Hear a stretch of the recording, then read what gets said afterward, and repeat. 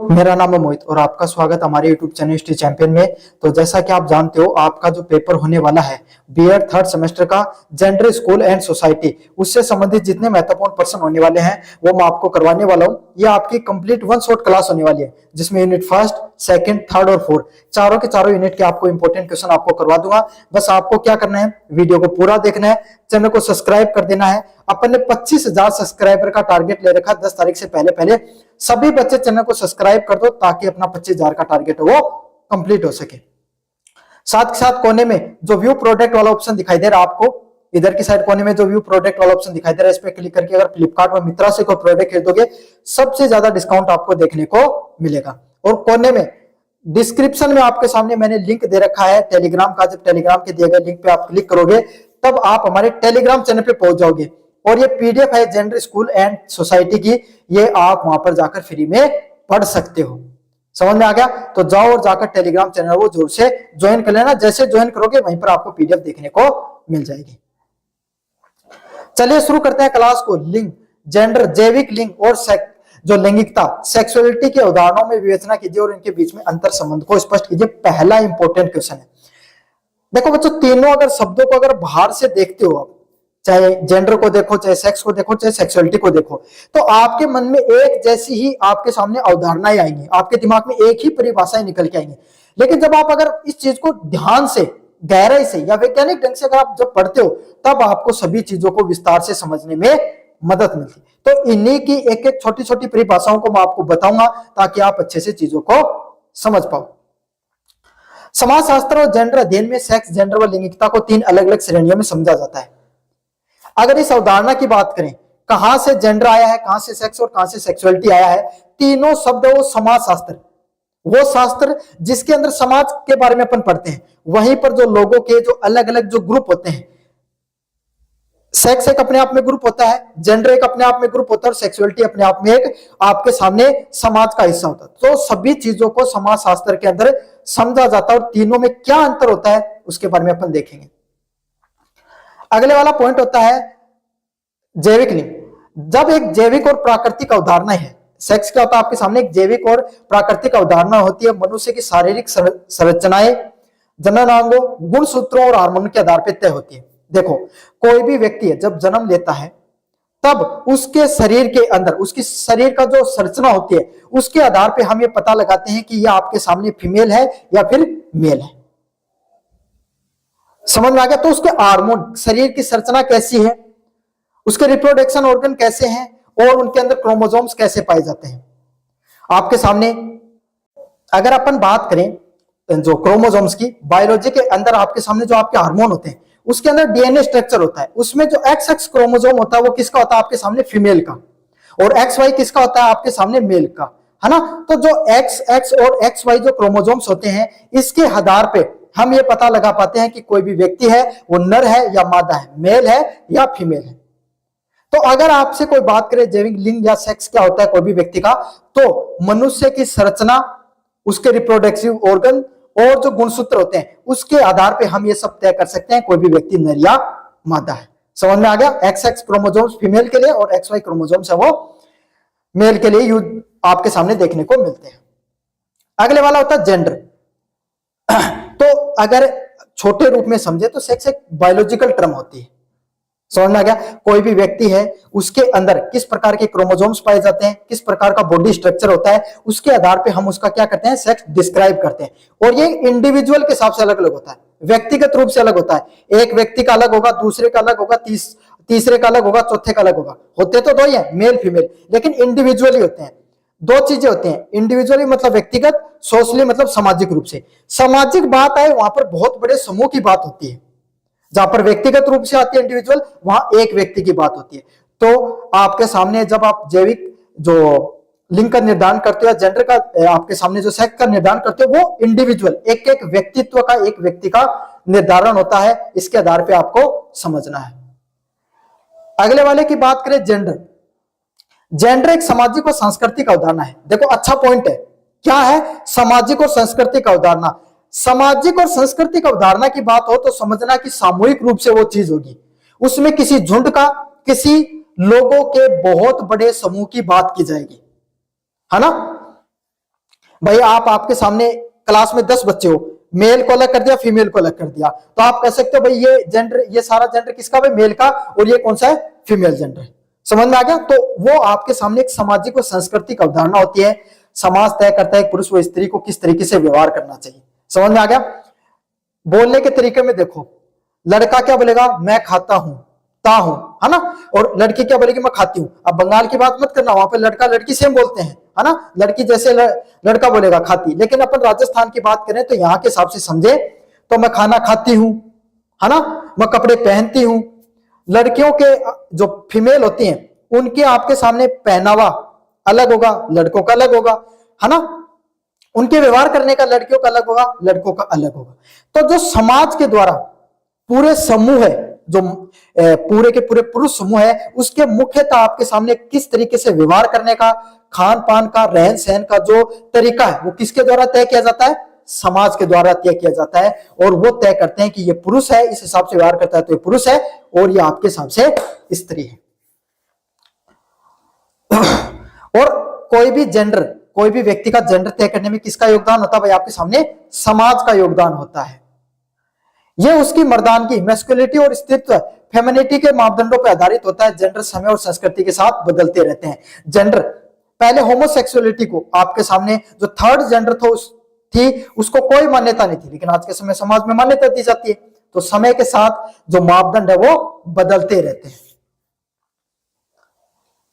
लैंगिकता, जैसे आप समझते हो कि भाई लड़के रो नहीं सकते, ये मुख्यतः अगर जहां पर रोने से संबंधित बात आई तो उस इंसान को किससे जोड़ दिया जाता, भाई स्त्रियों से या महिलाओं से जोड़ दिया जाता, चाहे पुरुष हो, लेकिन अगर रोता हुआ दिखाई दे तो भाई आप उसको किससे जोड़ दोगे, महिलाओं से जोड़ दोगे। स्टीरियोटाइप है, लेकिन ऐसा देखने को मिलता है ना, कि भाई तुम तो लड़की जैसा व्यवहार कर रहे हो, देखने को मिलता है ना। तो यही उसके जेंडर को डिफाइन करने की चीजें होती है। लैंगिकता, एक व्यक्ति की यौन पहचान, इच्छाओं और आकर्षण शारीरिक भावनात्मक रूप से संबंधित होती हैं। ये किसी व्यक्ति के प्रति उसके झुकाव के ऊपर संबंधित होती हैं। अब लैंगिकता अलग चीज होती है। कोई भी व्यक्ति है, उसकी पहचान कैसी है, उसकी इच्छाएं और कोई किस व्यक्ति की तरफ है, उसको उसकी सेक्सुअलिटी के नाम से जाना जाता है। समय के साथ बदलते हुए मापदंडों में ये चीजें भी बदलाव देखने को मिल रहे हैं भी आपके सामने। अंतर संबंध की बात करें, इन तीनों चीजों में बीच में गहरा संबंध होता है। अक्सर हम समझ सेक्स के आधार पर जेंडर की भूमिकाएं थोप देते हैं। क्या कहते हैं, सेक्स क्या होता है, मेल व फीमेल। कौन इंडिविजुअली, आपके हार्मोन कैसे हैं, आपका बॉडी स्ट्रक्चर कैसा है, आपका जो बायोलॉजिकल तरीके से आपको डिफाइन किया जाता है मेल व फीमेल, वो सेक्स होता है। जेंडर क्या, जहां पर समाज आपको ये बताए कि आप पुरुष हो या आपके सामने महिला हो, वो जेंडर। समझ में आ गया? और जो सेक्सुअलिटी होती है, लैंगिकता क्या होती है, आपका खुद का दूसरे विपरीत जो लोग होते हैं उनके प्रति आपका कैसा व्यवहार है, आपका किस प्रकार का आकर्षण है, उसको विषम लैंगिकता के नाम से जाना जाता है। समझ में आ गया? चलिए अगले वाले कॉन्सेप्ट की तरफ बढ़ते हैं। मुझे इंपॉर्टेंट, भाई काफी कंफ्यूजिंग टॉपिक है तीनों के तीनों, लेकिन मुझे उम्मीद है कि आपको अच्छे से समझ में आ गया होगा। पितृसत्ता की अवधारणा स्पष्ट कीजिए। संसाधन, शक्ति और अवसरों के वितरण में पितृसत्तात्मक संरचना किस प्रकार से समानता उत्पन्न करती है। पैट्रियार्की क्या होती है, पितृसत्तात्मक क्या होती है। पितृसत्तात्मक अर्थ होता है पिता का शासन। देखो नाम से आपको पता चल रहा हो, कोई भी चीज को पढ़ने से पहले उसको तोड़ दो थोड़ा। पितृप्रसत्ता मतलब पितृ मतलब पिताजी, और पिताजी क्या है, मेल है। तो ऐसा समाज जहां पर किसकी बात की जाए, पुरुषों को महिलाओं से अधिक शक्तिशाली, अधिक अधिकार और विशेष अधिकार जहां पर प्राप्त हो, उसी को क्या कहा जाता है, पितृसत्तात्मक घर के नाम से जाना जाता है। भाई जिस घर का मुखिया आपके सामने पुरुष हो, वो पितृसत्तात्मक है। और हमारा भारत देश में अधिकतर जो आपके सामने जगह है, वहां पर पितृसत्तात्मक आपके सामने अवधारणाएं देखने को मिलती है। वह शादी करने के बाद में लड़के के घर जाती है, पितृसत्तात्मक समाज की पहचान है। लड़कों को आपके सामने काफी जगह काम में ज्यादा पैसा और ज्यादा महत्व दिया जाता है, पितृसत्तात्मकता की पहचान है। घर पे पिताजी की, आप घर पे आपके सामने पुरुष की ज्यादा चलती है, पितृसत्तात्मक समाज की पहचान है।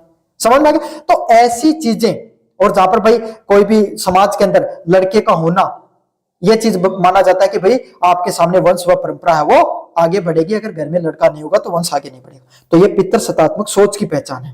भारत में ऐसे राज्य भी हैं जहां पर महिलाएं आपको मात्र सत्तात्मक राज्य भी देखने को मिलते हैं। मेघालय उसका एक उदाहरण है, जहां पर महिलाएं आपको काम करती हुई दिख जाती हैं अक्सर। समझ में आ गया? जैसे दुकान पर जाओ, जैसे अपन कोई भी दुकान पर जाओगे, पुरुष देखने को मिलेगा राजस्थान में, उत्तर भारत में, वहां पर महिला देखने को मिलेगी, लड़का लड़की के घर पे जाता है वहां पर। समझ में आ गया आपको? जहां पर भाई आज अपन राजस्थान की बात करें तो राजस्थान में क्या होता है, कोई भी घर है उसमें अगर जो जितनी भी संपत्ति होती है उसमें देखो कानूनी रूप से अधिकार किसको है, महिला और पुरुष दोनों को होता है, लेकिन अधिकतर संपत्ति किसके नाम कर दी जाती है, लड़कों के नाम कर दी जाती है। मेघालय में ऐसा नहीं है, वहां पर जो संपत्ति होगी वो भी स्त्री के नाम पर होगी, महिला के नाम पर होगी। तो इस प्रकार के समाज को मात्र सत्तात्मक समाज के नाम से जाना जाता है। और पितर समाज सत्तात्मक समाज समझने की जरूरत नहीं है, राजस्थान एक पितर समाज सत्तात्मक समाज है। समानता असमानता का क्षेत्र, संसाधनों का वितरण, पितर सत्तात्मक संरचना में संपत्ति और आर्थिक संसाधनों पर पुरुष को प्राथमिक नियंत्रण होता है। भाई सीधी सीधी बात है, घर में की चलेगी, पिताजी की चलेगी। समझ में आ गई? पितर सत्तात्मक राज्य में राज्य होता है या जगह होती है, वहां पर किसकी चलती है, पिताजी की। वहां चाहे संपत्ति हो चाहे धन दौलत हो, वो लगभग पुरुष के हाथों में ही रहती है। ऐतिहासिक रूप से महिलाओं को पैतृक संपत्ति से वंचित रखा गया है। आज भी श्रम बाजार में महिलाओं को समान कार्य के लिए कम वेतन मिलता है। आज भी बहुत सी ऐसी जगह है जहां पर महिलाओं को आपके सामने काम करोगे, मजदूरी करने जाते हैं, पुरुषों को 500 रुपए दिए जाएंगे, महिलाओं को 400 रुपए दिए जाएंगे। काम उतना ही कर रहे हैं, उतने ही घंटे, लेकिन कम दिए जाते हैं और महिलाओं को संपत्ति से भी वंचित रखा जाता है। शक्ति का वितरण, निर्णय लेने की शक्ति चाहे परिवार में हो या राजनीति में पुरुषों के पास अधिक होता है। भाई अपन देखते हैं राजनीति में महिलाएं चुनाव जीतकर तो आ जाती हैं, उनके नाम पर वोट ले लिया जाता है। भाई सीट का बंटवारे में आपके सामने महिलाओं को सीटें बांटी जाती हैं, तो महिलाएं चुनाव जीतकर तो आ जाती हैं, लेकिन अक्सर देखने को मिलता है कि उनके जो पिता हो गए या उनके पति हो गए, वही आपके सामने अधिकतर क्या लेते हैं, फैसले लेते हैं। संसद, कॉर्पोरेट बोर्ड और धार्मिक संस्थाओं में भी पुरुषों का सर्वोच्च इसी संरचना का उदाहरण है। अगले वाला पॉइंट है अवसरों का वितरण। शिक्षा और कैरियर के चुनाव में पितर सत्ता बाधा उत्पन्न करती है। क्या होता है, शिक्षा और कैरियर में आपके सामने पितर सत्तात्मक होती है, वहां पर बाधा उत्पन्न होती है। भाई राजस्थान की बात करें तो झुंझुनू क्षेत्र तो काफी विकसित है, लेकिन उसके अलावा शेखावाटी क्षेत्र मान लो वो पूरा विकसित है, लेकिन उसके बाहर काफी ऐसे जिले होते हैं जहां पर आपके सामने महिलाओं को आपके सामने क्या होता है, आगे बढ़ने का मौका नहीं दिया जाता है। अक्सर लड़कियों को लड़कों के बराबर शिक्षा नहीं मिलती है, अच्छी पत्नियां मां बनने में मदद करें, जबकि लड़के कैरियर और तकनीकी क्षेत्र में प्रोत्साहित किया जाता है। सीधी सीधी बात है, महिलाओं को एक कहा जाता है कि भाई आपको तो शादी करके दूसरे घर पे जाना ही है, तो आपको तो क्या करोगे भाई, एक अच्छी मां के रूप में घर को संभालने का आपका काम है, और आपके सामने क्या है, एक अच्छी पत्नी के रूप में देखा जाता है, बल्कि कैरियर में उनको मौका नहीं दिया जाता। धीरे धीरे समाज में चीजें बदल रही हैं और भी बदल जाएंगी। पितर सत्ता न केवल महिलाओं को शोषण करती है, बल्कि पुरुषों पर भी कठोर होने का दबाव डालती है। जो पितर सत्तात्मक समाज है वो सिर्फ महिलाओं पर ही दबाव नहीं है, बल्कि पुरुषों को भी उनकी मजबूत होने पर जोर देता है कि आपको कठोर होना चाहिए। आपको क्या है, अपना जो समाज है वो इस चीज पे जोर देता है कि भाई पुरुष है वो बिल्कुल भी कमजोर नहीं हो सकते। अगले वाला है नारीवाद की अवधारणा का विवेचना कीजिए तथा लैंगिक पूर्वाग्रह, जेंडर बायसनेस व जेंडर स्टीरियोटाइप को समाप्त करने की भूमिका को बताइए। क्या होता है नारीवाद? नारीवाद की बात करें, फेमिनिज्म की, एक सामाजिक और राजनीतिक और वैचारिक आंदोलन है। नारीवाद क्या भाई आपके सामने, नारीवाद समाज में बदलाव के लिए राजनीतिक और वैचारिक आंदोलन, मतलब ऐसा समाज जहां पर महिलाओं को ज्यादा बढ़ावा मिले, कैरियर में ज्यादा आगे बढ़ने का मौका मिले, महिलाओं को ज्यादा अवसर प्रदान किए जाएं, उनको पुरुषों के बराबर या उनसे अधिक मौके मिले, उसी को नारीवाद के नाम से जाना जाता है। ऐसा समाज जहां पर महिलाएं क्या रहे, समान अधिकार मिले, पुरुष पढ़ने के लिए जाते हैं, महिलाएं पढ़ने के जाएं, घर में संपत्ति में अधिकार पुरुषों को भी मिले, महिलाओं को भी मिले, है ना, और अवसर मिले, पढ़ाई करने का अवसर हो गया, नौकरी करने का अवसर हो गया, समाज में आगे बढ़ने का अवसर हो गया, राजनीति में भाग लेने का अवसर हो गया, सबके सब बराबरी के अवसर मिलने चाहिए, और सामाजिक रूप से अवसर है वो भी सुरक्षा भी मिलने चाहिए। नारीवाद का एक पहचान है, वो पुरुषों का विरोध नहीं करती है, बल्कि पितृ सत्तात्मक व्यवस्था का विरोध करती है। अंतर है दोनों में। पुरुष होना आपके लिए विरोध, मतलब अगर आप पुरुष हो उस चीज का विरोध नहीं है, विरोध इस चीज का है कि आप पुरुष होते हुए पितृ सत्तात्मक व्यवहार को मानते हो कि भाई महिलाओं को तो घर से बाहर नहीं निकलना चाहिए, घर पर रहना चाहिए, काम नहीं करना चाहिए, बराबर वेतन नहीं मिलना चाहिए, इस चीज का विरोध करती है, बल्कि आपका जो पुरुष होने का विरोध नहीं होता। भाई आप अपनी विचारधारा से जो स्टीरियोटाइप है अब जो कठोरता ले रखा आपने महिलाओं के प्रति, जो पुरानी विचारधारा है उसको त्याग करके आप नई विचारधारा की तरफ आगे बढ़िए। ये नारीवाद की बात करता है, जहां पर महिलाओं को भी पुरुषों के बराबर अधिकार होते हैं। यह मानता है कि जेंडर के आधार पर किसी प्रकार का भेदभाव अन्यायपूर्ण है। ये इस चीज को बताता है कि महिला और पुरुष होने के आधार पर अगर कोई भी भेदभाव किया जाता है वो बिल्कुल भी सही नहीं है, बिल्कुल गलत है। लैंगिक पूर्वाग्रह और स्टीरियोटाइप को समाप्त करने में क्या भूमिका है? लैंगिक पूर्वाग्रह, जेंडर बायसनेस। पूर्वाग्रह का अर्थ होता है किसी एक जेंडर के प्रति झुकाव रखना, अक्सर पुरुषों के पक्ष में। देखो अक्सर क्या होता है समाज में, वंश बढ़ाने के लिए वंश बढ़ाएगा तो कौन? लड़का। घर में लड़का होना जरूरी है। घर से बाहर काम करने जाएगा कौन? लड़का। लड़का होना जरूरी है। समाज में और कोई काम होगा बाहर जाकर करे कौन? लड़का। तो ये जो सोच है इस चीज से बाहर निकलना है। शिक्षा, घर संभालने की जिम्मेदारी और आपके सामने संपत्ति, कोई भी अधिकार वो महिलाएं हैं वो भी आपके सामने पुरुषों के बराबर कर सके, वो नारीवाद की बात करता है। पूर्वाग्रह क्या होते हैं? जहां पर आपके सामने सब सारे काम, ये सोच, लैंगिक पूर्वाग्रह यही है कि महिलाएं पुरुषों के बराबर नहीं होती है। समझ में आ गया? यह कार्य स्थलों पर ग्लास सीलिंग, महिलाओं को उच्च पदों पर न पहुंचने देने को तोड़ने की बात करता है। नारीवाद किसकी बात करती है? काफी बार क्या होता है महिलाओं को मान लिया जाता है कि ये काम तो महिला कर ही नहीं पाएंगी, सेना में नहीं जा पाएंगी, ऐसी सोच होती है काफी लोगों की। ड्राइवर का काम नहीं कर सकती हैं, ये पायलट होने का काम नहीं कर सकती, इस प्रकार की सोच होती है। तो ये सोच गलत है भाई। समझ में आ गया? इन सब चीजों को तोड़ने के लिए कि महिलाएं भी उच्च पदों पर जा सकती हैं और बेहतर काम कर सकती हैं, इसी चीज को ग्लास सीलिंग के नाम से जाना जाता है। ये लैंगिक पूर्वाग्रह तोड़ने का काम कौन करती है? नारीवाद। जेंडर स्टीरियोटाइप, समाज में कुछ छवियां गढ़ दी गई है, लड़के रोते नहीं है या लड़कियां गणित में कमजोर होती हैं। जेंडर स्टीरियोटाइप क्या होते हैं? समाज में अक्सर अफवाह देखने मिला है ना कि भाई लड़के ना रोए को नहीं, लड़कियां तो अक्सर गणित में कमजोर होती हैं, वो रटती ज्यादा है, इस प्रकार की चीजें होती है ना, ये स्टीरियोटाइप होती है। स्टीरियोटाइप क्या? अंधविश्वास, पूर्वाग्रह, इस प्रकार की चीजें होती हैं, उसको किसके नाम से जाना जाता है? जेंडर स्टीरियोटाइप के नाम से जाना जाता है। और ये चीजें वास्तविकता में गलत होती हैं भाई, ऐसा कुछ नहीं होता है। महिलाएं भी गणित में कमजोर होती है, लड़के भी रोते हैं। समझ में आ गया आपको? नारीवाद ने चेतना जगाई कि निजी जीवन भी राजनीतिक है, इसमें घरेलू हिंसा के खिलाफ कानून, समान वेतन व संपत्ति का अधिकार दिलाने में ऐतिहासिक भूमिका निभाई। नारीवाद ने लोगों को यह समझाने का प्रयास किया कि महिलाएं भी पुरुष के बराबर काम कर सकती हैं। घरेलू हिंसा के खिलाफ कानून बनाने पर, समान वेतन पर जोर दिया गया और इस प्रकार के जितने भी स्टीरियोटाइप उनको खत्म करने की बात की गई। तो बच्चों ये थी आपकी यूनिट फर्स्ट। कैसा लगा वीडियो जोर से बताना, चैनल को जोर से सब्सक्राइब कर देना। यूनिट नंबर सेकंड की बात करें,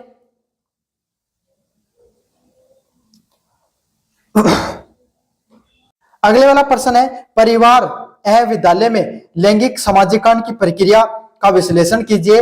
यह प्रक्रिया स्त्री पुरुष की पहचान को किस प्रकार से प्रभावित करती है, इसके बारे में बताइए।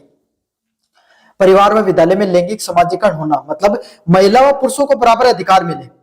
और ये चीज अगर आप परिवार में डालोगे, देखो आपके घर में ना आप अपने बच्चों को समझाते हो कि बच्चा कि भाई आपकी बेटी है या आपका बेटा है, दोनों को बराबर शिक्षा दोगे, बराबर ये बताओगे कि भाई ये कर सकता वो तुम भी कर सकती हो, तो वहीं से नींव पड़ती है। और काफी बच्चे भाई घर वाले इतने शिक्षित नहीं होते हैं, तो ये चीज आप स्कूल में भी डाल सकते हो। ये सब्जेक्ट आपके लिए सिर्फ पढ़ने के लिए, पेपर में बीएड में 90% लाने के लिए को नहीं, थोड़ा बहुत ये सब विचारधारा को आप अपनी इस बुद्धि में भी डालना और कोशिश करना खुद में बदलाव ला सको। समझ में आ गया? वरना तो जीवन में बस सिर्फ पढ़ते रहो और डिग्रियां लेते रहो और वही बातें जो आप करते आ रहे थे वही करते रहोगे। पढ़ रहे हो जीवन में तो सिर्फ इसीलिए मत पढ़ो कि मेरे पास डिग्री आ जाएंगी, इसीलिए भी पढ़ो थोड़ा मेरे को समझ आए। वैसे तो आप सभी टीचर हो भाई, हो सकता है आप में से बहुत से विद्यार्थी जो इस वीडियो को देख रहे हो मेरे उम्र में बढ़ाई होते हैं अधिकतर, तो है ना 70-80% मेरे बढ़ाई होते, लेकिन फिर भी जो मेरे समझ में आती है वो चीज मैं आपको बता सकता हूं। ज्ञान उम्र का मोहताज नहीं होता है, आप किसी को से भी सीख सकते हो जीवन में। लैंगिक समाजीकरण की बात करें, वह प्रक्रिया जिसके माध्यम से बच्चा समाज में प्रचलित स्त्री व पुरुष की भूमिकाओं को सीखता है। परिवार और विद्यालय की भूमिका सबसे महत्वपूर्ण होती है। समाजीकरण क्या होता है, लैंगिक समाजीकरण क्या होता है? अच्छा कॉन्सेप्ट है, समझाता हूं आपको। जब आप छोटे बच्चे थे, है ना, जब आप 2-3 साल के थे, आपके लिए आपकी जो आपके पापा और आपकी मम्मी दोनों का एक जैसा काम था। कभी आपको 3 साल के को कभी पता था कि मम्मी घर का काम करेगी या मम्मी आपके सामने पापा बाहर कमाने जाएंगे, कभी आपका सोचा है ना? लेकिन जब आप 10 साल के 12 साल के तब आपको ये चीज पता चल गई थी। तो आप जब वो उम्र, वो समझ जब आपके अंदर पैदा हो कि पुरुष का क्या काम होता है और महिलाओं को क्या काम होता है, उसी को क्या कहा जाता है, लैंगिक समाजीकरण के नाम से जाना जाता है। और आपने कैसे सीखा होगा भाई ये सब चीजें? आपके माता पिता ने आपको बताया होगा, पापा को आप काम पर जाते हुए देखा होगा, है ना भाई? आप काफी लोगों की तो मदर भी कमाने जाती है भाई, ऐसी बात नहीं होती, लेकिन आपके मम्मी को आपने घर पर आते हुए काम करते हुए देखा हो, तब आपको समझ आई होगी जीवन में पहली बार।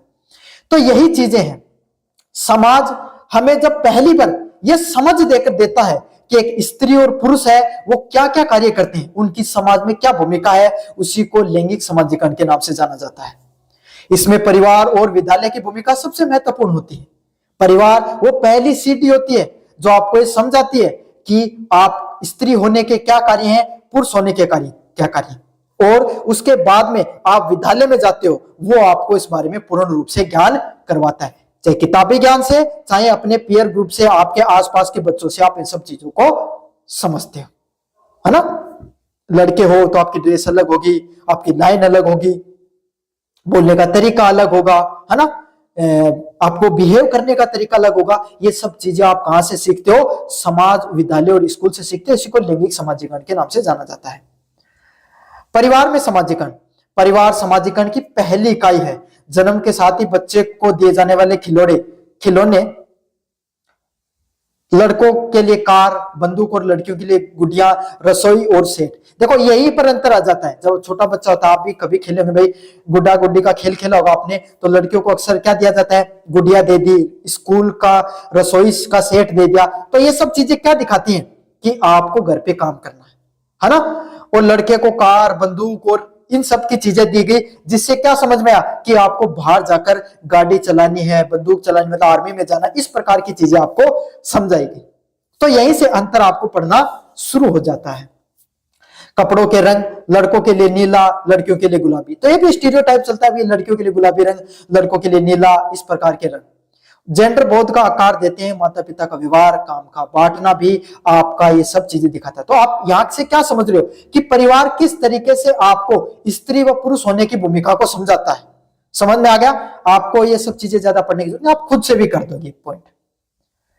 विद्यालय में समाजीकरण, विद्यालय में छुपा हुआ पाठ्यक्रम, हिडन करिकुलम इस प्रक्रिया को आगे बढ़ाता है। शिक्षकों को लड़कों को शारीरिक श्रम में नेतृत्व के कार्य को चुनता है, लड़कियों को सजावट व सांस्कृतिक कार्य के लिए चुनता है। और यही लैंगिक भेदभाव होता है। लड़कों को कैसे काम देंगे भाई? जाओ बाहर से, अगर कोई कार्यक्रम हो तो क्या कहोगे? जाओ बाहर से, आपके सामने कोई भी व्यवस्था है, कुर्सी लगाओ, टेंट को काम सही करो, यहाँ पे स्टेज लगाओ, बाहर से कोई अगर आपको कोई चीज लेके आनी है, लड़का खरीद कर लेके आएगा, है ना? मंच पर बोलना हो, इस प्रकार की चीजें। लड़कियों को क्या? रंगोली बनाओ, टेंट को सजाना, संगीत के कार्यक्रम में कौन भाग लेगा, इस प्रकार की चीजें कौन देखता है? आपके सामने लड़कियां देखती हैं। ये छोटी छोटी ही चीजें आपको समाज में पहली बार महसूस कराते हैं कि आप लड़की हो, आप ये काम करोगे, आप लड़के हो, आप ये काम करोगे। समझ में आ गया? इसी को लैंगिक जो समाजीकरण के नाम से जाना जाता है। प्रभाव की बात करें, यह सब प्रक्रिया स्त्री पुरुष की पहचान को गहरे से प्रभावित करती है। आपके अंदर यह पहचान बना दी जाती है कि आप स्त्री हो या पुरुष हो, आप ये काम करोगे, ये नहीं करोगे। पुरुष अपनी पहचान शक्ति, कठोरता और कमाने के रूप में विकसित करते हैं। क्या करते हैं? पुरुष की क्या पहचान होती है? वो कठोर होते हैं, उनको बाहर जाना है, कमाना है, आपको इमोशनल नहीं होना, इमोशनली रूप से स्ट्रांग होना है, पूरे घर को संभालना है। ये सब लड़कों में स्टीरियोटाइप डाल दिए जाते हैं। स्त्रियों को अपनी पहचान कोमलता व देखभाल वाली बनानी पड़ती है। अगले पॉइंट की तरफ अगर अपन आगे बढ़े, साहित्यिक व मीडिया में स्त्रियों के प्रति प्रचलित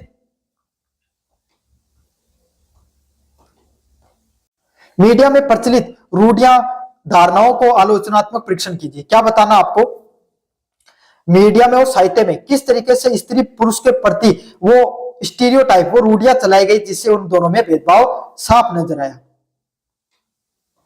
साहित्य और मीडिया समाज का दर्पण होते हैं। चाहे साहित्य की बात करें, चाहे मीडिया होती है, वो समाज की वास्तविकता दिखाने का काम करते हैं। लेकिन अक्सर वे स्त्रियों के प्रति रूढ़िवादी धारणाओं को भी बढ़ाते हैं। क्या करते हैं? जो स्त्रियां होती हैं, लड़कियां होती हैं, उनके लिए उनके प्रति जो रूढ़ियां होती हैं, रूढ़िवादिता होता है, उसको भी बढ़ाने का काम करती हैं, स्टीरियोटाइप को भी बढ़ाने का काम करती हैं, है ना? महिलाओं का यही काम होगा। कमजोर दिखाने का काम हो गया। महिलाओं को अक्सर देखो, साहित्य कोई भी पढ़ लो, स्त्रियों के हमेशा सौंदर्य की प्रशंसा की गई। कदे देखोगे, कदे युद्ध का मैदान की बात करी गई, कदे महिला की, कोई एक आध महिला मिल जाए तो मिल जाए, बहुत कम। झांसी की रानी भाई एक उदाहरण रही अपने सापेक्ष में, वो आड़ी की रानी राजस्थान में रही, लेकिन वो एक अपवाद स्वरूप ही मिलेंगे आपको, समझ में आ गया। बहुत कम पुरुष 100 है तो महिलाओं की कहानी 5-10 मात्र मिलती है आपको। तो साहित्य ने यही चीज प्रदर्शित की कि पुरुषों का क्या काम है, महिलाओं का क्या काम है, पुरुषों का क्या काम है और महिलाओं का क्या काम है। साहित्य में चित्रण, पारंपरिक साहित्य में स्त्री को अक्सर 2 रूपों में देखा गया। साहित्य में किस तरीके से देखा गया स्त्री को, देवी या उल्टा। उसे या तो अत्यधिक त्याग करने वाली मां या पत्नी के रूप में महामंडित किया गया, या पुरुषों के पतन के कारण के रूप में, मतलब महिलाओं को क्या तो समाज का शोषित वर्ग के रूप में दिखाया गया, या फिर एक पत्नी के रूप में या मां के रूप में जो एक भूमिका निभा रही। स्त्री का स्वतंत्र अस्तित्व की और बौद्धिक क्षमताओं को अक्सर उपेक्षित किया गया कि एक महिला है। हमारे वैदिक धर्म में काफी ऐसी महिलाओं का नाम आता है जो पुरुषों के बराबर बैठकर शास्त्रार्थ करती थी, शिक्षा में बढ़ावा लेती थी। महिलाओं को भी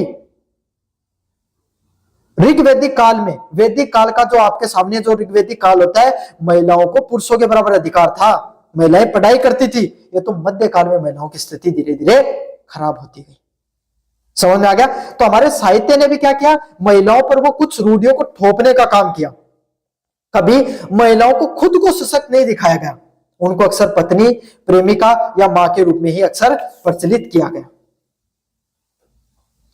मीडिया की क्या भूमिका होती है, विज्ञापन अक्सर स्त्री को घरेलू उत्पाद को सर्फ मसाले से जोड़कर केवल घरेलू तक सीमित रखा गया।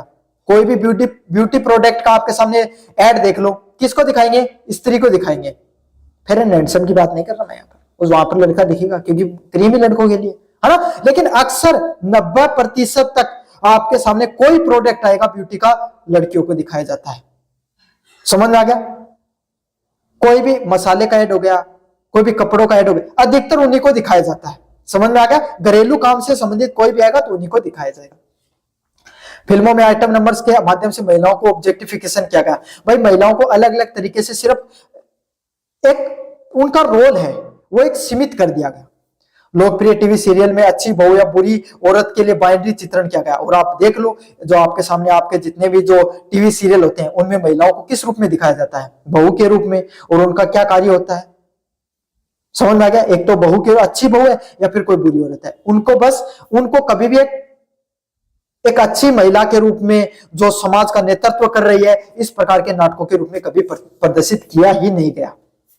उनको सिर्फ घरेलू कार्य तक सीमित रखा गया। हालांकि वर्तमान में नारीवाद साहित्य और समानांतर सिनेमा की भी इन सब अवधारणाओं को क्या दे रहा है, चुनौती दे रहा है। आज के समय ऐसी मूवी बन रही है जिसमें महिलाओं को क्या भाई बराबरी का हक दिया जा रहा है, और साहित्य में भी महिलाओं को बढ़ा चढ़ाकर आपके सामने उनकी सफलताओं को प्रदर्शित करना शुरू कर दिया गया है। लिंग का गरीबी, वर्ग व जाति व धर्म के साथ अंतर संबंध स्पष्ट कीजिए। भारतीय समाज में के लिए एक उपयुक्त उदाहरण देना है। क्या करना है, कोई भी लिंग के आधार पे आपको गरीबी, वर्ग व जाति व धर्म के आधार पे अंतर संबंध स्पष्ट करना है। काफी ज्यादा मोस्ट इंपोर्टेंट पर्सन है। जेंडर का मुद्दा अकेला केवल मुद्दा नहीं बल्कि अंतर विभाजित इंटर सोशियलिटी सिद्धांत पर कार्य करता है। इसका अर्थ होता है कि स्त्री की स्थिति उसकी जाति, वर्ग व धर्म के आधार पर तय होती है। जेंडर का सिर्फ अर्थ यही नहीं है कि आप महिला या पुरुष हो, ये इस चीज से भी मायने रखता है। भाई उच्च घर की महिला आपके सामने अच्छे गरीब एक महिला है, अच्छे सोशल स्टेटस वाले घर से आती है, उसको देखने का नजरिया, और एक गरीब घर की महिला जो अक्सर काम पर जाती है उसको देखने का नजरिया समाज का दोनों का अलग अलग होता है। भाई आप खुद के अपने विचार में देख लेना। अगर आप पुरुष हो तो आप सोचना, आपके सोचने के तरीके में अंतर मिलेगा। तो इसी को क्या कहा जाता है कि गरीबी, वर्ग और जाति भी इस चीज को निर्धारित करती है कि आपका जेंडर है उसके बारे में कैसी विचारधारा लोगों के द्वारा रखी जाएगी। लिंग और गरीबी वर्ग, गरीबी का सबसे अधिक प्रभाव महिलाओं पर पड़ता है, जिसे गरीबी महिला कांड के नाम से जाना जाता है। कुछ वर्गीय स्त्री की तुलना गरीब महिला से अधिक शोषण व कुपोषण का शिकार होती है।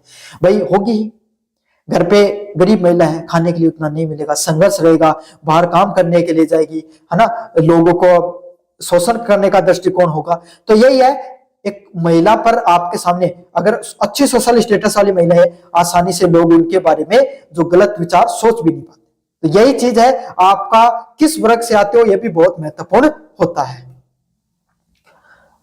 लिंग और जाति। भारतीय समाज में दलित महिलाओं की स्थिति तिहरे शोषण वाली होती है। अगर दलित महिलाओं की शोषण की बात करें तो भारतीय समाज में साहित्य में भी देखने को मिलता है और सामाजिक रूप से आपके सामने ये चीजें देखने को मिली है। एक महिला के होने के नाते, गरीब होने के नाते और एक अछूत होने के नाते, तीनों के तरीके से आपके सामने एक महिलाओं को शोषित किया गया जब वो दलित थी। भाई गरीब है, एक तो दलित है, तो दूसरी बात समाज में निचले वर्ग से आते हैं और एक महिला भी है, तो तीनों तरफ से उनका तिहरा शोषण देखने को मिलता है। जाति में जन्म लेने के नाते उच्च जाति के पुरुषों द्वारा दलित महिलाओं के हिंसा अक्सर देखने को मिलती थी आपके सामने। ये भी लिंग और धर्म। धर्म अक्सर जेंडर की भूमिकाओं को पवित्रता और परंपराओं के नाम पर परिभाषित करता है। जेंडर क्या कहता है भाई, आपके सामने जो परंपराएं होती हैं और पवित्रता होती है उसके नाम पर परिभाषित किया जाता है। उदाहरण के लिए सबरीमाला मंदिर विवाद या 3 तलाक का मुद्दा दिखाता है कि किस प्रकार धार्मिक व्याख्याताएं महिलाओं के अधिकारों को प्रभावित करती हैं।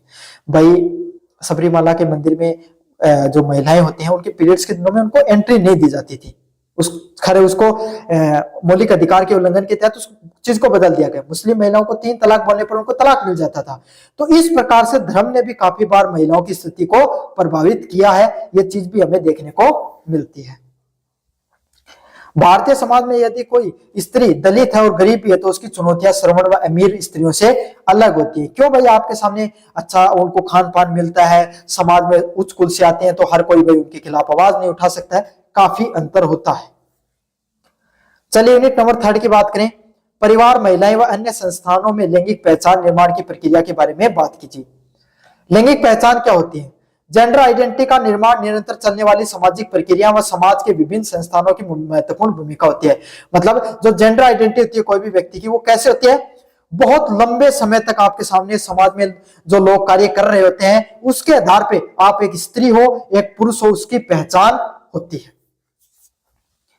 परिवार की बात करें, परिवार वह पहला स्थान होता है जहां पे बच्चे को लड़का या लड़की होने का बोध कराया जाता है कि आप भाई बचपन में 2-3 साल के थे तब तो नहीं पता था, लेकिन आप 5-6 साल के हो तब आपको महसूस होने लगे कि लड़का या लड़की हो। कैसे हुआ?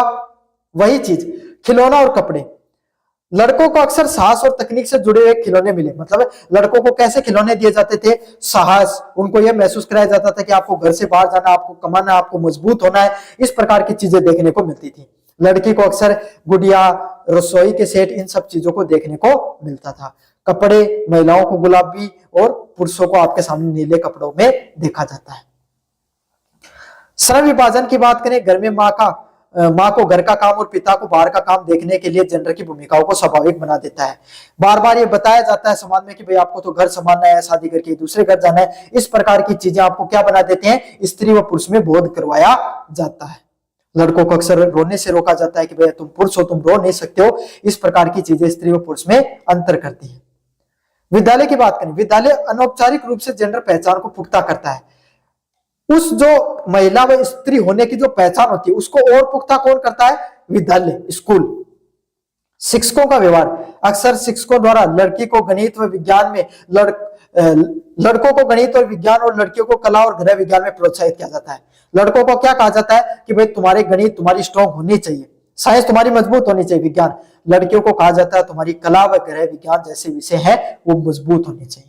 क्यों? गृह विज्ञान भाई घर के काम से संबंधित होता है, आपका रसोई घर से संबंधित। कला आर्ट्स होती है, उसमें भी आपके सामने लगभग आपके सामने सामाजिकता की बात होती है। खेल में मैदान, खेल के मैदान में लड़कों का वर्चस्व लड़कियों के लिए सीमित स्थान देखने को मिलता था। भाई पहले क्या होता था? लड़कियों को खेलने के मौके नहीं दिए जाते थे, घर से बाहर जाने के मौके नहीं थे, तो खेल के मैदान तक तो जाने कौन देगा?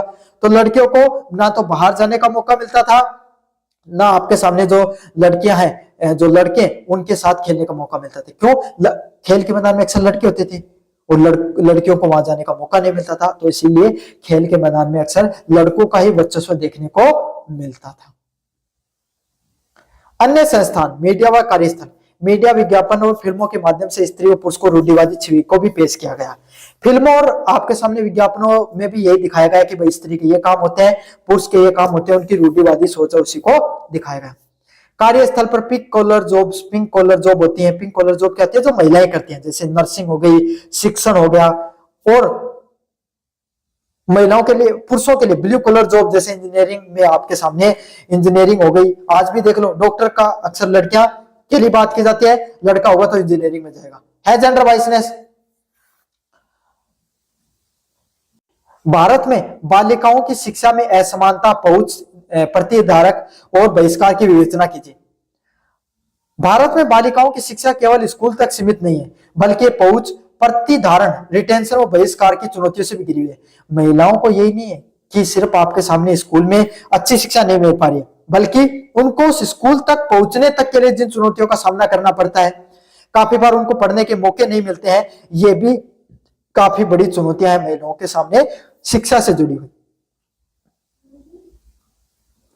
पहला होता है एक्सेस की समस्या। ग्रामीण और दूर दराज क्षेत्रों में स्कूलों की दूरी लड़कियों को शिक्षा में बहुत बड़ी बाधा थी। क्या थी?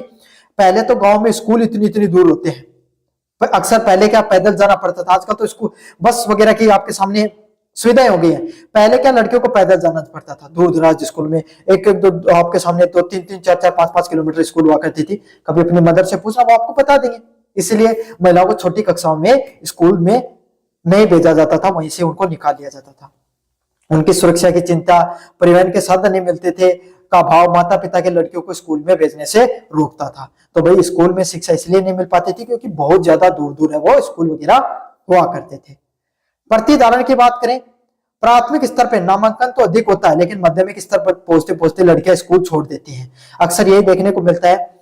बहुत से ऐसे कारण हैं जिससे क्या होता है, आपके सामने एलकेजी यूकेजी में तो फर्स्ट सेकंड थर्ड तक तो लड़कियां जाती हैं, लेकिन जैसे ही वो 8th पास होती हैं उनके स्कूल छूट जाते हैं।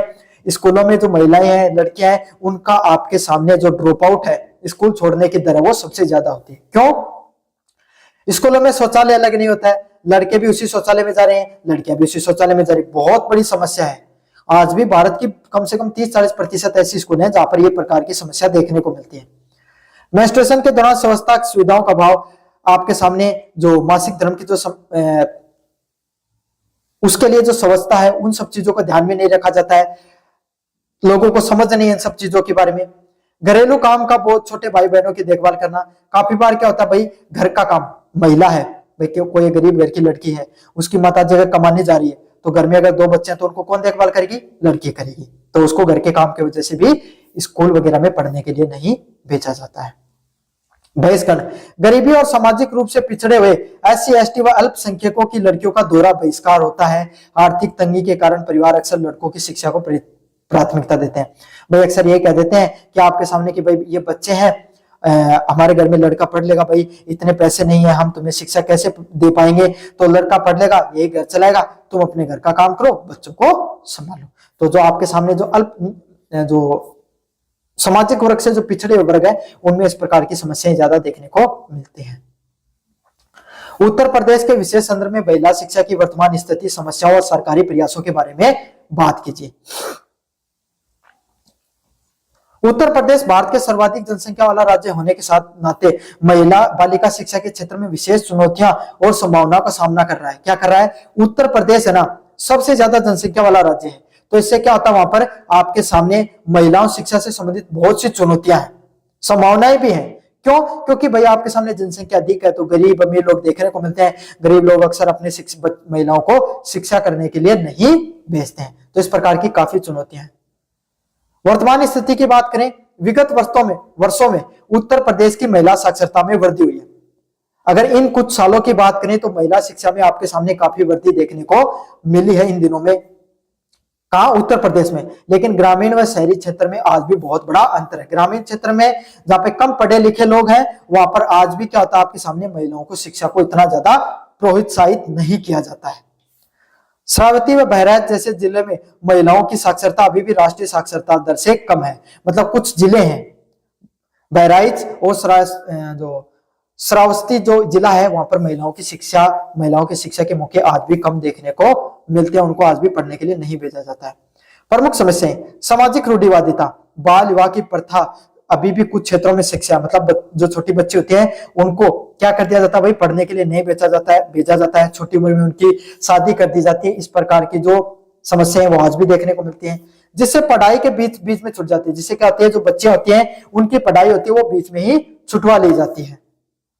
आर्थिक कारण, गरीबी के कारण लड़कियों को शिक्षा के बजाय मजदूरी या घर के कामों में लगा दिया जाता है। क्या होता है, जो अलग अलग प्रकार के जो आर्थिक कारण होते हैं, इस वजह से क्या होता है, गरीबी के कारण क्या होता है, लड़कियों को शिक्षा करने के लिए नहीं भेजा जाता है और घर के काम में लगा दिया जाता है। पहला कारण ये है। दूसरा, बाल शिक्षा, छोटी उम्र में बच्चों की शादी कर दी तो शिक्षा का मौका कहां से मिलेगा भाई।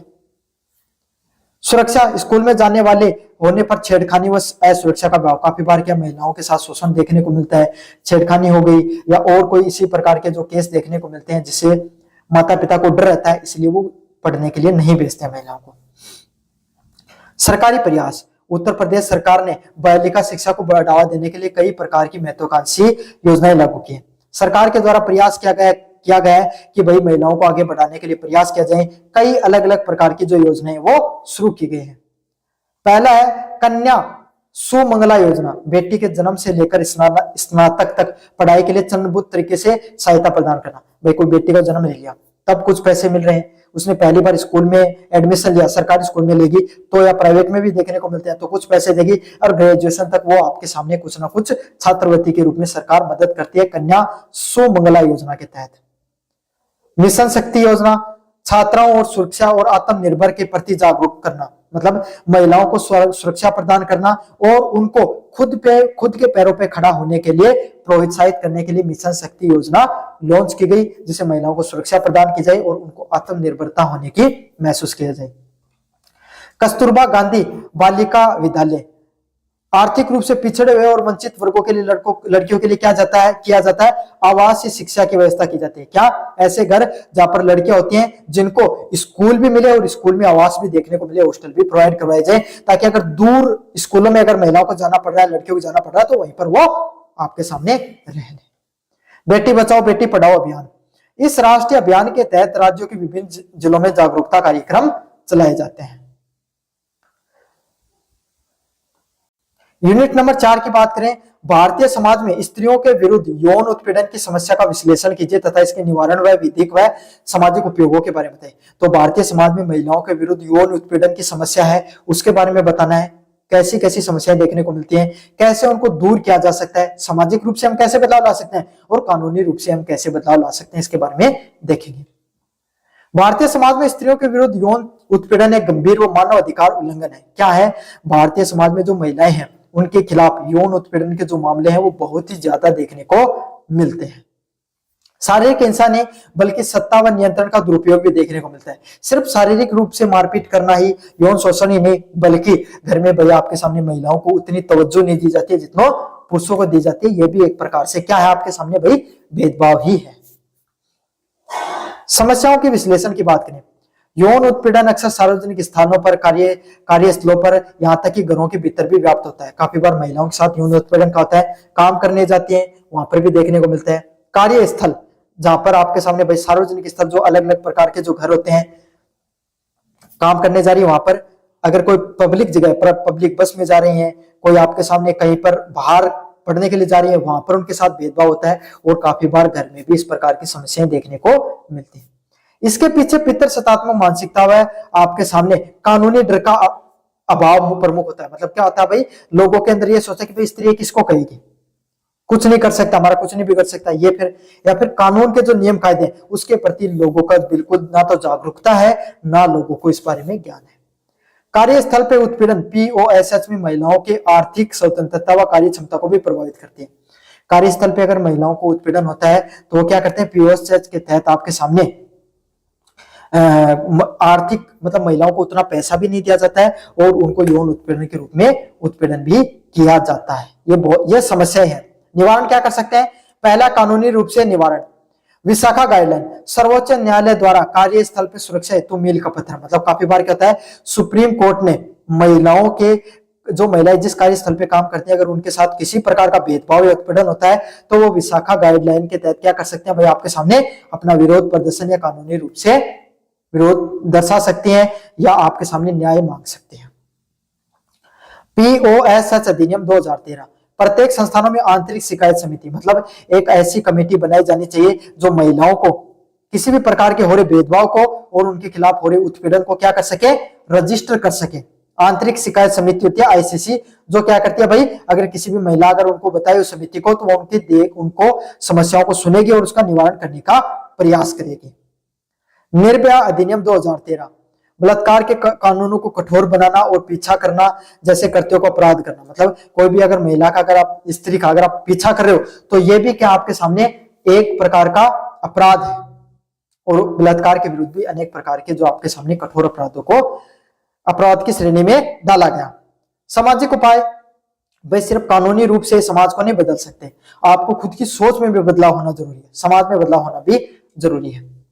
पहला पॉइंट है जेंडर संवेदिका, पुरुषों को और लड़कियों को महिलाओं के सम्मान के प्रति शिक्षित करना। मतलब लड़कों को आपके सामने लड़कियों की इज्जत करना, उनका सम्मान करना, यह समझाना जरूरी है भाई आपके सामने कि एक महिला भी, वो भी एक, उनके अंदर भी आपके तरीके से शरीर होता है, वो भी आपकी जैसी ही होती है। सुरक्षित बुनियादी ढांचा, सड़कों को बेहतर बनाना, रोशनी करना, सीसीटीवी और प्रभावी पुलिस गश्त करना। अगर आप क्या करोगे, प्रशासन का, पुलिस प्रशासन का, अगर कानून का आपके सामने क्या होगा, डर देखने को मिलेगा, तो लोग इस प्रकार की घटनाओं को बिल्कुल भी अंजाम नहीं देंगे। तो क्या कर सकते हैं, सड़कों को पर बेहतर रोशनी करो ताकि इस प्रकार की गलत कार्य नहीं हो, सीसीटीवी लगाओ और पुलिस गश्त होना जरूरी है। मौन तोड़ना, पीड़िताएं लोक लाज के डर से क्या करती हैं, शिकायत नहीं दर्ज कर जाती हैं। समाज में आपके सामने उनकी बेइज्जती होना या समाज में उनका जो उनको लोग गलत नजर से देखेंगे, इसके लिए क्या करते हैं, काफी बार जो जिनके साथ उत्पीड़न होता है वो किसी को बताती नहीं है, तो इस प्रकार की चीजों को लेकर भी शिकायत दर्ज कराना जरूरी है। चलिए प्रश्न नंबर 11 की बात करें, prenatal diagnostic test techniques, PCPNDT अधिनियम 1994 एवं घरेलू हिंसा अधिनियम 2005 की प्रमुख विशेषताओं को बारे में बताइए। ये दोनों अधिनियम भारतीय महिलाओं की उनके मौलिक अधिकारों को सुरक्षा प्रदान करने हेतु मील के पत्थर हैं। चाहे आपके सामने PCPNDT अधिनियम हो गया, चाहे आपके सामने घरेलू शिक्षा अधिनियम हो गया। क्या है प्रमुख अधिनियम, यह कानून गर्भ धारण के पूर्व या बाद में लिंग चयन करना या लिंग परीक्षण पर रोक लगाता है। वे काफी बार लोग क्या करते हैं, सोनोग्राफी करके पता कर लेते हैं स्त्री बच्चा पेट में लड़का है लड़की है, और फिर क्या करवा देते हैं भाई आपके सामने उनको मार दिया जाता है। तो इसके लिए आपके सामने क्या कर दिया गया, PCPNDT अधिनियम लाएगा, जिसमें अगर कोई भी व्यक्ति लिंग चयन करता है, लिंग परीक्षण करता पाया जाता है, तो उसके खिलाफ बहुत कड़े कानून लागू कर दिए जाते हैं। आनुवांशिक प्रयोगशालाओं का पंजीकरण अनिवार्य और उल्लंघन पर भारी जुर्माना और जेल का प्रावधान है। अगर कोई ऐसा काम करता है ना, अगर आप रिसर्च कर रहे हो तो उसके लिए आपको पंजीकरण करवाना जरूरी है, और आप गैर कानूनी रूप से इस प्रकार के कार्य करते हुए पकड़े गए तो आपको भारी जुर्माना और जेल का प्रावधान भी होता है। प्रभावशीलता, इसमें खुले तौर पे होने वाले लिंग परीक्षण को रोका जाता है। क्या होता है, अगर आप खुले तौर पे स्त्री और पुरुष का जो परीक्षण होता है उस पर रोक लगाई जाती है, लेकिन अवैध रूप से भ्रूण हत्या अभी भी चुनौती है। लेकिन आप काफी बार क्या लोग भाई इलीगली इस प्रकार के काम करते हैं अभी भी, तो ये बहुत बड़ी समस्या है। बेटी बचाओ बेटी पढ़ाओ जैसे अभियानों ने इस प्रकार का क्या है, इन सब विचारधाराओं को तोड़ने का काम तो किया है, महिलाओं को बराबरी का हक दिलाने का काम तो किया है। सरकार प्रयास कर रही है, आपको भी अपनी सोच में बदलाव लाने की जरूरत है। अगले वाला अधिनियम घरेलू शिक्षा अधिनियम का संरक्षण अधिनियम 2005। प्रमुख विशेषताएं, यह कानून पहली बार घरेलू शिक्षा की व्यापक परिभाषा देता है। क्या कहता है कि कोई भी महिला है उसके खिलाफ आपके सामने घरेलू शिक्षा हो रही है, घरेलू हिंसा हो रही है, तो वो क्या है घरेलू हिंसा, उसकी पूरी परिभाषा दी गई। किसी व्यक्ति के साथ शारीरिक रूप से नहीं मानसिक रूप से प्रताड़ित किया जा रहा है। अगर आपको करे भाई तुम्हारे पिताजी ने दहेज नहीं दिया, ये बात अगर आप बोल रहे हो तो मानसिक रूप से उसको परेशान किया जा रहा है, ये भी घरेलू हिंसा है। आर्थिक रूप से पैसे नहीं दे रहे हो उसको, यौन शोषण कर रहे हो, तो इस प्रकार की चीजें घरेलू हिंसा में आती है। यह साझा घर में रहने का अधिकार तुरंत राहत हेतु संरक्षण अधिकारों की नियुक्ति पर प्रावधान करता है कि भाई एक घर पे आपके सामने रही, इस प्रकार के अधिकारों पर जोर देने का काम करता है। तो बच्चों यह था आपका paper gender school and society. कैसा लगा वीडियो जोर से बताना, चैनल को जोर से सब्सक्राइब कर देना। धन्यवाद।